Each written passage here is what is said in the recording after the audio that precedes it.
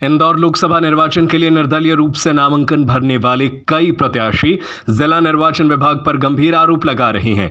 ऐसे ही निर्दलीय प्रत्याशी दिलीप ठक्कर ने इंदौर प्रेस क्लब में एक प्रेस कॉन्फ्रेंस कर बताया कि बीते दिन नामांकन पत्र निकालने की अंतिम तिथि थी और वह इंदौर शहर से काफी दूर किसी दूसरे शहर में थे, लेकिन उन्हें बाद में सूचना मिलती है कि उनका फॉर्म किसी ने फर्जी साइन करके निकाल लिया है।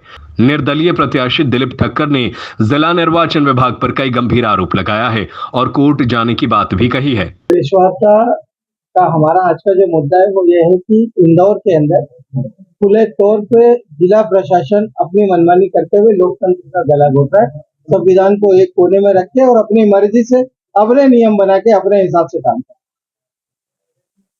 एक भारत के एक नागरिक का अपना मौलिक अधिकार है, उसको संविधान ने यह अधिकार दिया है कि लोकतंत्र के अंदर वो अपनी बात रख सके, जनता के बीच जा सके, चुनाव लड़ सके, इसका अधिकार संविधान देता है। उस अधिकार को खत्म करने का काम इंदौर के जिला प्रशासन और जिला निर्वाचन अधिकारियों के द्वारा कल किया गया। मैं प्रेस कॉन्फ्रेंस के माध्यम से इंदौर लोकसभा 26 के मतदाताओं और सभी को एक मैसेज पहुंचाना चाह रहा था कि कल जिस तरीके से जिला प्रशासन और जिला निर्वाचन अधिकारियों ने मेरी गैर मौजूदगी में मेरे बिना एफिडेविट के और मेरे बिना हस्ताक्षर किए मेरा फॉर्म वापस कर लिया है, इस विषय में ये प्रेस कॉन्फ्रेंस में मैं आया था। क्या हुआ? प्रस्तावक तो गए होंगे ना? अब बताया जा रहा है कि एक प्रस्तावक जिसके दस्तखत मैच नहीं कर रहे हैं, जिस फॉर्म को वापस लेने के बाद जो रसीद मिलती है वो रसीद हमको केवल दिखाई गई है, हमको दी नहीं गई है।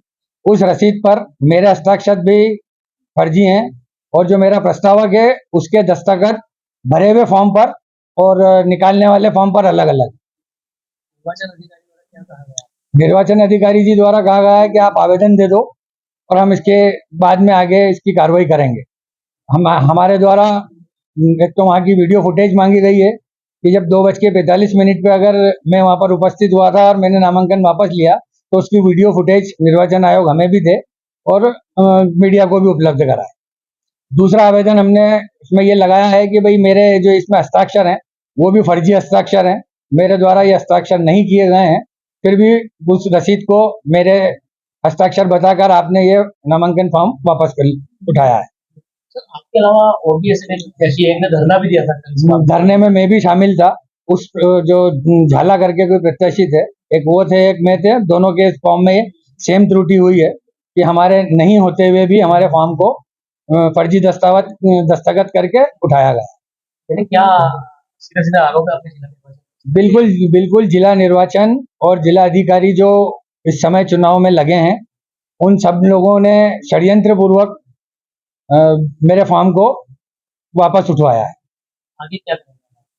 हाँ, आगे हमारे पास केवल न्यायपालिका का एकमात्र रास्ता बचता है और हम चाहते मैं कोशिश कर रहा हूं कि न्यायपालिका हमारे को अच्छे से न्याय दे सके।